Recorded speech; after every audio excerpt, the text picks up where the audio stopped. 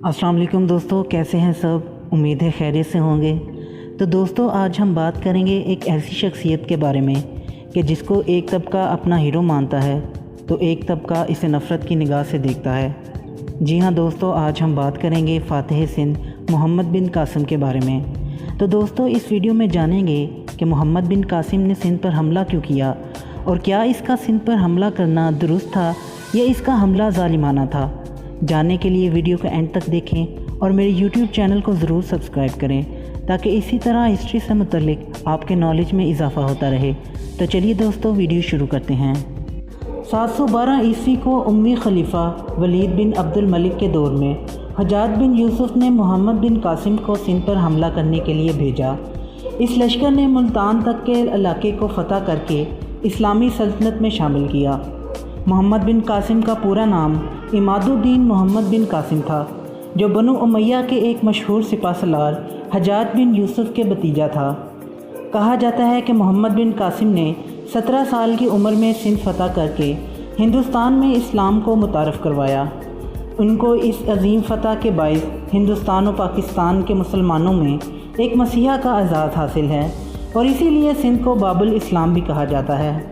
राजा दाहिर हाकिम सिंध ने मुसलमानों के साथ खामखा की दुश्मनी शुरू कर दी थी। 22 हिजरी में मुसलमान मुजाहिद ईरान फ़तह करने के बाद मिकरान पर हमला आवर हुए तो सिंधियों ने इनकी भरपूर मुखालफत की। मुसलमानों ने सिंध और मिकरान के मुतहदा लश्कर को शिकस्त दी, लेकिन इस वजह से मुसलमानों और हुकूमत सिंध के दरमियान इनाद का बीज बोया गया। बाहमी दुश्मनी की फ़िज़ा को राजा दाहिर ने बरकरार रखा और जब मिकरान में एक सरदार मोहम्मद अलाफ़ी ने मिकरान के गवर्नर को कत्ल करके सिंध की राह ली तो राजा दाहिर ने इसे अपने यहाँ पनाह दी और अपनी फ़ौज में उसे ओहदा भी दिया। राजा दाहिर चूँकि मुतअस्सिब हिंदू और ब्राह्मण ज़्यादा था, इसलिए इसने बुद्ध मत के पैरोकारों पर बेपनाह मज़ालिम ढाए और बज़ोर तलवार इनको मिटाने की हिकमत अमली की। मज़लूमीन में जाट और लुबान कौमें भी शामिल थीं, जिनको राजा दाहिर के बाप चच ने जलील व रसवा करने के लिए इन पर पाबंदी लगा दी थी कि वो असली तलवार की बजाय मसनूई तलवार अपने पास रखेंगे, कीमती कपड़े, रेशम मखमल और शाल इस्तेमाल ना करेंगे, घोड़े की नंगी पीठ पर सवारी करेंगे और नंगे सर और नंगे पैर रहेंगे और घर से बाहर निकलते हुए अपना कुत्ता साथ रखेंगे। राजा दाहिर ने भी इन पाबंदियों को कायम रखा। सिंध के ये मज़लूम तबके मुसलमानों से मदद के तालिब थे। सिंध कदीम ज़माने में सासानी हुकूमत का हिस्सा था, जो अब मुसलमानों के कब्ज़े में आ चुकी थी, इसलिए मुसलमान इसे अपनी हुकूमत का एक टूटा हुआ हिस्सा करार देते थे। तजारत की गरज से कुछ मुसलमान ताजिर श्रीलंका में आबाद हो गए थे।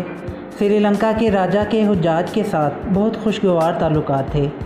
इसने इन ताल्लुकात को मज़ीद खुशगवार बनाने के लिए कुछ कीमती तहाइफ और वफातशुदा ताजरों की बीवी बच्चे एक जहाज़ में सवार करके बसरा रवाना कर दिए। लेकिन जब देबल के करीब पहुंचा, मेद कौम के कुछ डाकुओं ने इसे लूट लिया और औरतों को कैदी बना लिया। इन्हीं औरतों में से एक औरत ने हजाज के नाम दहाई दी। इसने ख़त लिखा जिसमें इसने इन ज़ालिमों के ख़िलाफ़ मदद मांगी थी। इस वाक़े की इत्तला जब हजाज को मिली तो इसने फ़ौरी कार्रवाई करने का इरादा किया। इसने राजा दाहिर को सामान वापस करने, यतीमों और औरतों को रिहा करने और डाकुओं को इस्लामी हुकूमत के हवाले करने का मुतालबा किया।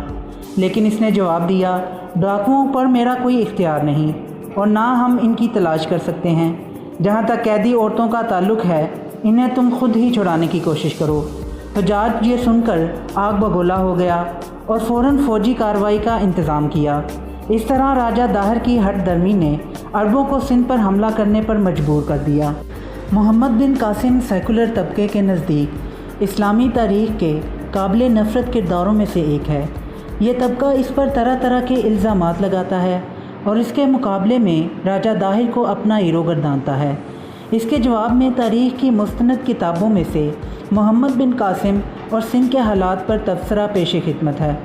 पहला सवाल यही है कि मुसलमानों के सिंध पर हमला की वजह क्या थी। इसके लिए हम सिंध की तारीख़ पर तारीख़ी दस्तावेज़ की हैसियत रखने वाली काजी इस्माइल की किताब चचनामा से इस्तिफ़ादा करेंगे, जिसे हाल ही में सिंध के बुलंद पाए मुहक्किक मौर्रख डॉक्टर बनी बख्श जान बलोच की तहकीक से सिंधी ज़बान के तर्जुमान अदारे سندھی ادبی بورڈ نے شائع کیا ہے۔ قاضی صاحب چچنامہ المعروف فتح نامہ سندھ میں محمد بن قاسم کا سندھ پر حملہ کرنے کی وجوہ بیان کرتے ہوئے لکھتے ہیں کہ سراندیپ کے حاکم نے جزیرہ یاقوت سے حجاج بن یوسف کے لیے کچھ قیمتی تحائف روانہ کیے، جس قافلے میں کچھ مسلمان عورتیں بیت اللہ کی زیارت اور تخت گاہ کو دیکھنے کے شوق میں کشتیوں پر سوار ہو گئیں۔ پھر جب یہ قافلہ کازرون کے علاقے میں پہنچا تو مخالف سمت ہوائیں کشتیوں کو دیبل کے کناروں کی طرف لے آئیں اور ان 8 جہازوں پر دعویٰ بول دیا گیا، املاک کو لوٹا گیا اور مسلمان عورتوں کو گرفتار کیا۔ اہل سراندیپ نے انہیں بہت سمجھایا کہ یہ تحائف بادشاہ کے لیے جا رہے ہیں، لہٰذا آپ یہ مال فوراً واپس کر دیں، لیکن انہوں نے انکار کر دیا اور فاخرانہ انداز میں کہا کہ آج کوئی تمہارا داد رس ہے تو اسے پکارو۔ اسی اثناء میں ایک عورت کی زبان سے مظلومانہ آہ نکلی۔ ان مغویوں میں سے ایک آدمی فرار ہو کر حجاج کے پاس پہنچا اور حجاج کو کہا کہ مسلمان عورتیں راجہ داہر کے پاس قید ہیں جو تجھے مدد کے لیے پکارتی ہیں۔ اس پر حجاج نے لبیک کہا۔ انہی دنوں مسلمان اندلس، اسپین اور ترکستان کے محاذ علی ترتیب موسیٰ بن نصیر اور قتیبہ بن مسلم کے قیادت میں کھول چکے تھے اور ایک تیسرا بڑا محاذ کھولنے کی گنجائش نہیں تھی۔ اسی لیے حجاج نے اتمام حجت اور صورتحال کو پرامن ماحول میں نپٹانے کے لیے راجہ داہر حاکم سندھ کو خط لکھا اور قیدیوں کی واپسی کا مطالبہ کیا، لیکن راجہ داہر نے جواب دیا کہ عورتوں اور بچوں کو قید کرنا اور مال و اسباب کو لوٹنا بحری قزاقوں کا فعل ہے جو میرے دائرہ اختیار سے باہر ہے، لہٰذا میں اس کے بارے میں کچھ نہیں کر سکتا۔ یہاں سوال یہ پیدا ہوتا ہے کہ اگر حجاج بن یوسف اور ان کے کمانڈر مال و اسباب چاہتے تھے تو انہوں نے یہ سفارتی خط کیوں ارسال کیا؟ انہوں نے سیدھا حملہ کیوں نہیں کیا؟ یہ امر بھی قابل ذکر ہے کہ مسلمانوں کو لوٹنے والے راجہ داہر کے ہی لوگ تھے۔ لوٹا گیا مال و دولت اور عورتیں بعد میں راجہ داہر کے ہی کمانڈروں سے برآمد ہوئی تھیں۔ راجہ داہر کے اس جواب کے بعد جو جوابی خط ارسال کیا گیا، اس کا متن بھی چچنامہ کے حوالے سے ملاحظہ فرمائیں، جس سے سارا معاملہ نصف النہار کی طرح واضح ہو جاتا ہے کہ وہ کیا اسباب تھے جنہوں نے محمد بن قاسم کو حملے پر مجبور کیا۔ ہمیں لشکر کشی کا معاملہ اس لیے پیش آیا کہ تم لوگوں نے سراندیپ سے آئے ہوئے مال و اسباب کو لوٹا اور مسلمان عورتوں کو قید کیا۔ جب تم لوگوں نے ایسی معیوب چیزوں کو جائز سمجھا تب مجھے دارالخلافہ سے تم پر چڑھائی کا حکم دیا گیا۔ میں اللہ تبارک و تعالیٰ کی مدد سے تجھے مغلوب کر کے رسوا کروں گا اور تیرا سر عراق کی طرف روانہ کروں گا یا خود جام شہادت نوش کروں گا۔ میں نے یہ جہاد اللہ کے فرمان وجاہد الکفار والمنافقین کے تحت اپنے اوپر واجب سمجھ کر قبول کیا ہے۔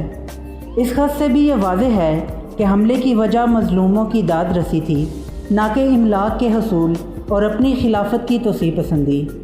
تو دوستو، یہ تھی آج کی ویڈیو پسند آئی ہو تو لائک کریں اور میرے یوٹیوب چینل کو سبسکرائب کریں۔ پھر ملتے ہیں ایک نئی ویڈیو کے ساتھ، تب تک کے لیے اجازت دیں۔ اللہ حافظ۔